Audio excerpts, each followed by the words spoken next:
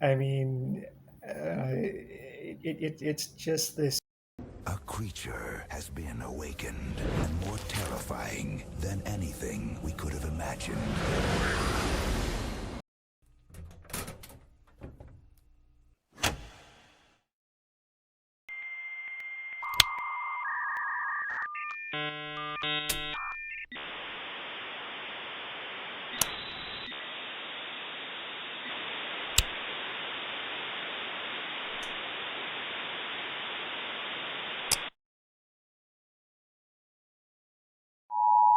Yo, what up? ¿Qué pasa? Yaxparawes and Mayang y Salvete. What's going on? Got a trailer for you here today.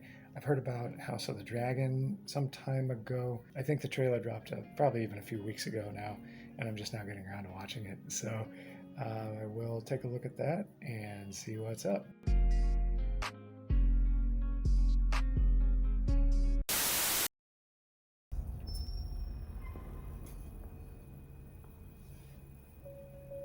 I got the Iron Throne. A dream. I think. It was clearer than a memory. And I heard the sound of thundering hooves, splintering shields and ringing swords. And I placed my heir upon the Iron Throne. And all the dragons roared as one.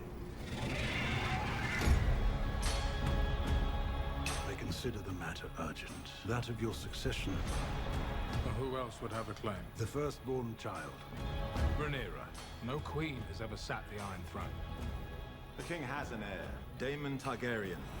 I will not be made to choose between my brother and my daughter.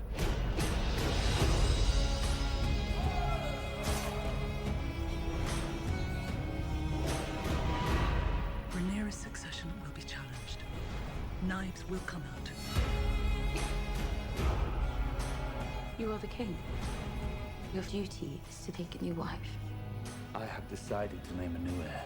I'm your heir. War is afoot.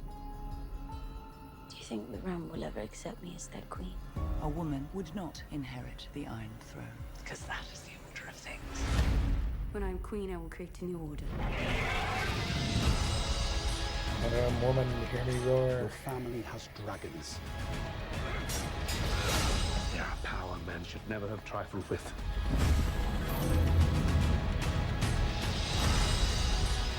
If Rhaenyra comes into power, She can cut off any challenge to her succession. I am to Fair inherit point. the Iron Throne. She will block my way. Our hearts remain as one. Oh, our hearts were never one. Have you never imagined yourself on the Iron Throne?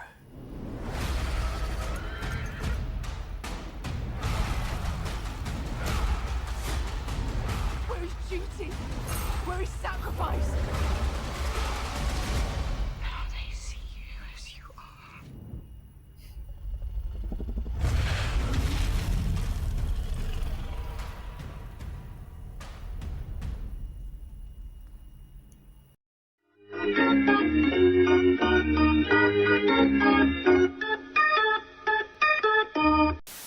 Greetings. This episode brought to you today by yours truly at Blue Mesa Studios.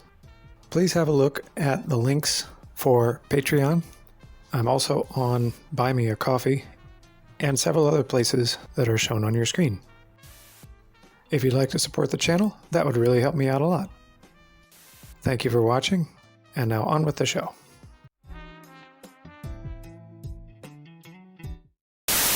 So, Game of Thrones, House of the Dragon.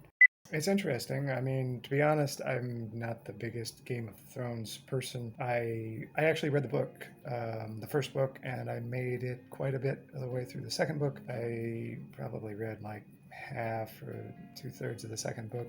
I enjoyed it. It was pretty interesting. But the one thing that I will say about the books, and I think I was discussing this with another YouTube member, a month ago. I need to post all that because some of that disappeared. But long story short, what was interesting to me about the books was, the first book was awesome.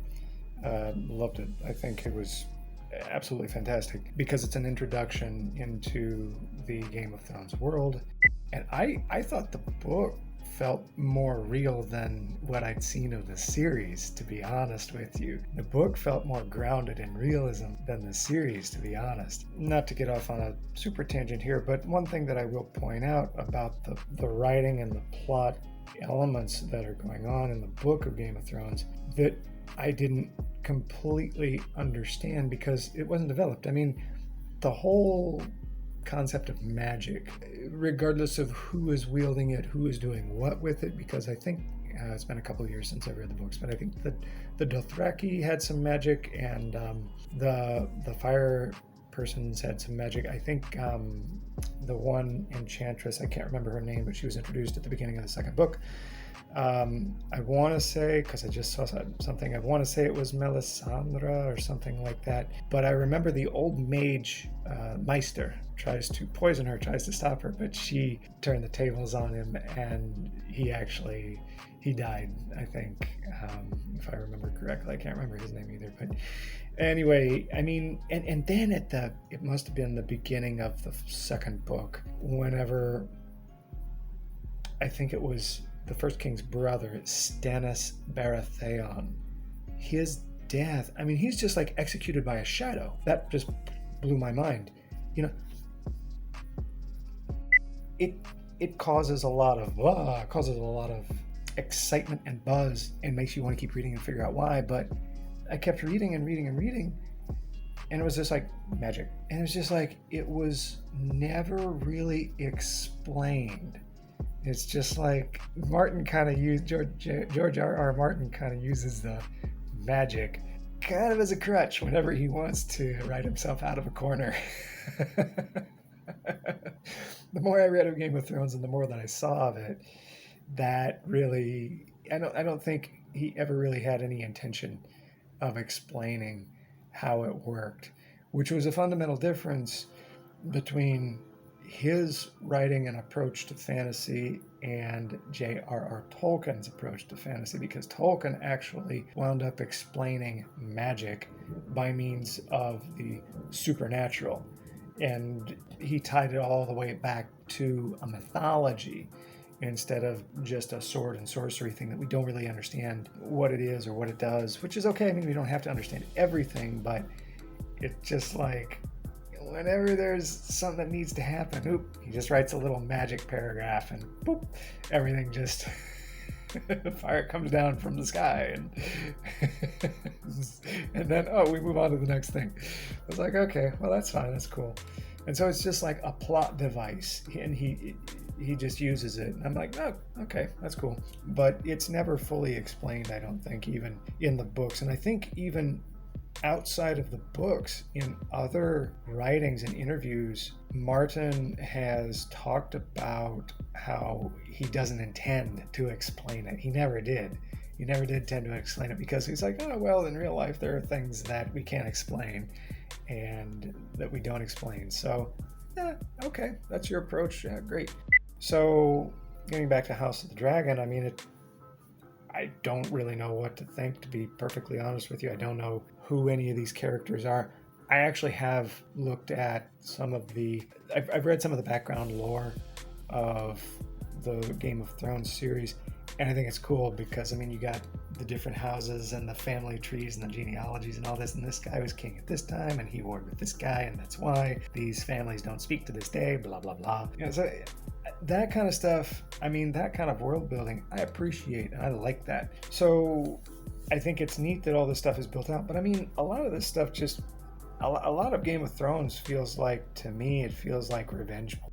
I mean, it's just like, maybe I'll edit that out and say, revenge something, revenge spicy footage, maybe I'll use that. And say, you know, for those of you watching at home, so that YouTube doesn't ding me.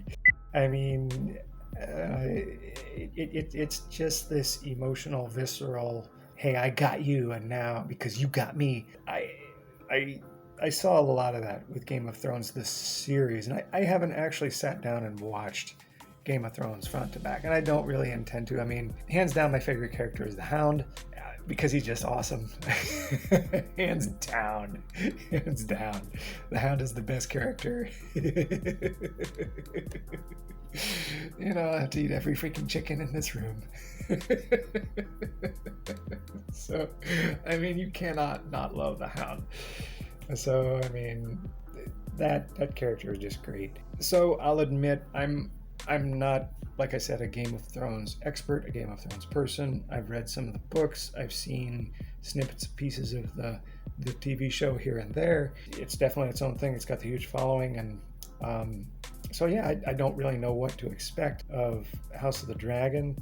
I probably won't be watching it because I don't have HBO Max, and I don't really intend to to pick up HBO Max right now. But yeah, I mean, it looks interesting. It's probably going to be some of the typical stuff from these days. I mean, you've got the girl who would be king going on, so I don't know where they're going with that. So yeah, it's interesting. I mean, I guess it'll be its own thing. Like I said, I don't know enough about the background of the characters for House of the Dragon to be able to hypothesize about much of the show. So yeah, I think I've heard it's very expensive. What is it, like $20 or $30 million per episode? It's crazy. I mean, it's going to be a lot. But I mean, Lord of the Rings, no, it's not even Lord of the Rings. Rings of Power by Amazon is even more expensive than that. I've heard that estimated at like $50 million per episode. So it's like, good night. I mean, where are we going with all this stuff? I mean, how can you afford to? I don't know. Where's all this going? I don't know. Big corporate money, I guess. Game of Thrones, House of the Dragon. We'll see what happens with the series, I guess. And I'll probably continue to follow the news here and there and see what transpires. So thanks for watching. Appreciate y'all. Until next time. Peace out.